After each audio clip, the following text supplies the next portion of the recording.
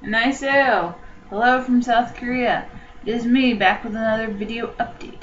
I wanted to tell you guys about everything I did this weekend, and along with telling you things that have been going on here in my life here in South Korea. So let's get started.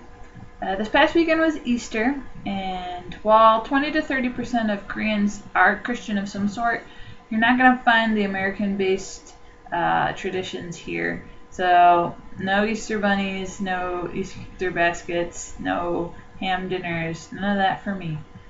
But don't feel bad, I had a good time. Anyways, because this weekend I went on a trip.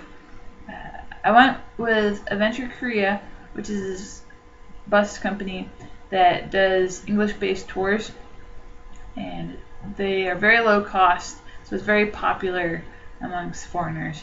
I went with the partying at the Sea Festival in Jindo with some friends, and liked them well enough to come and do it again.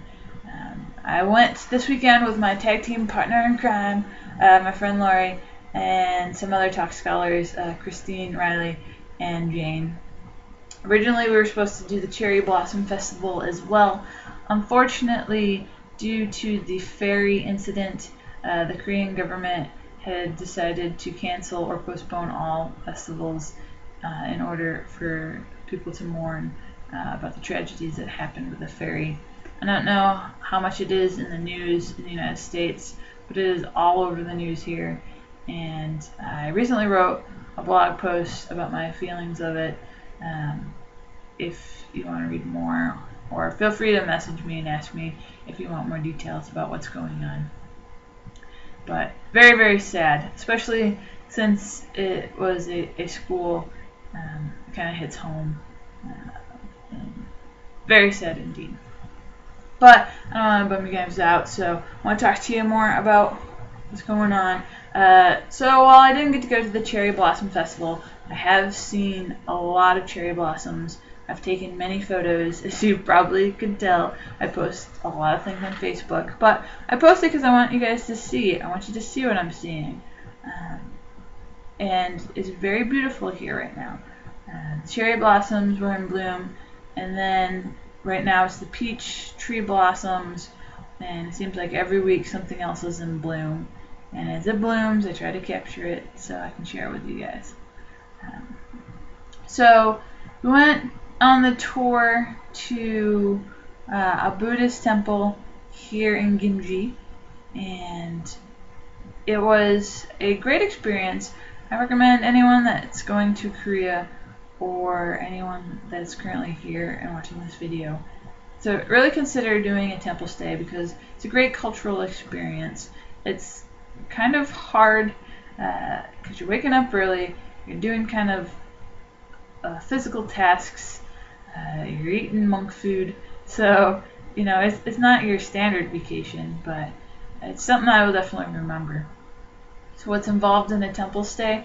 Well, first you arrive and you check in, and they give you your monk robe-ish clothing, which I looked oh so stylish in, and we changed into that. And then the next thing we did is we did some arts and crafts.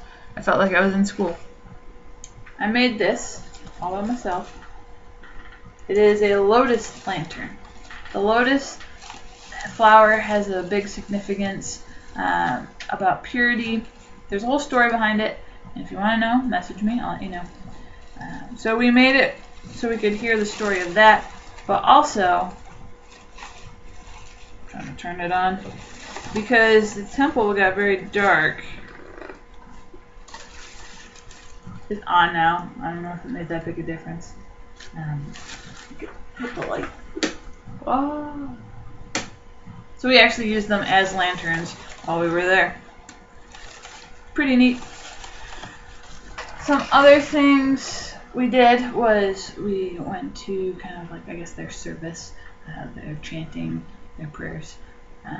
Did a lot of bowing. Lots of bowing. So you stand up and then you get down like on your knees, kind of like you're doing a push-up while you're at this the whole time. And you like put your hands down, you go down, and you go back up, and you stand, and that's one bow. And the last thing we were bound, I mean, we were bound throughout the weekend, but the last thing we did is we made these necklaces. And you can see there is 108 beads. And I had to bow 108 times. We were all bowing in unity. So what happened is you would bow down and you would get a bead and you would put on your necklace and then you'd stand back up.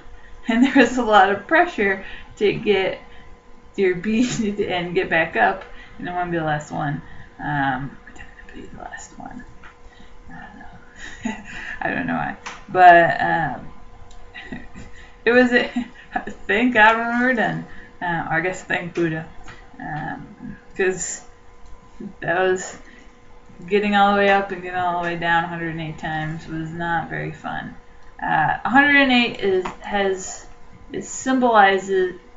symbolism in Buddhism. If you want to know, message me. I'll tell you the story. But I'll try to just keep out too many details. Other things we did: meditation. We did a walking meditation, which was a nature walk. It was very pretty. We were just out in this woodsy area, walking upside a mountain, walking downside the mountain, go by a stream. The sunlight was just like peeking through the trees. It was definitely a moment. That was my favorite part, was doing the nature walk. And not the bowing. Not the waking up early either. Monks are crazy. They wake up and they have to start all their stuff at 4:30 in the morning. And I was like a zombie, but I made it through. And all in all, it was a very fun weekend, and I strongly recommend anyone trying it out. You get to learn a lot about Buddhism, and kind of appreciate the culture around that, so I recommend it.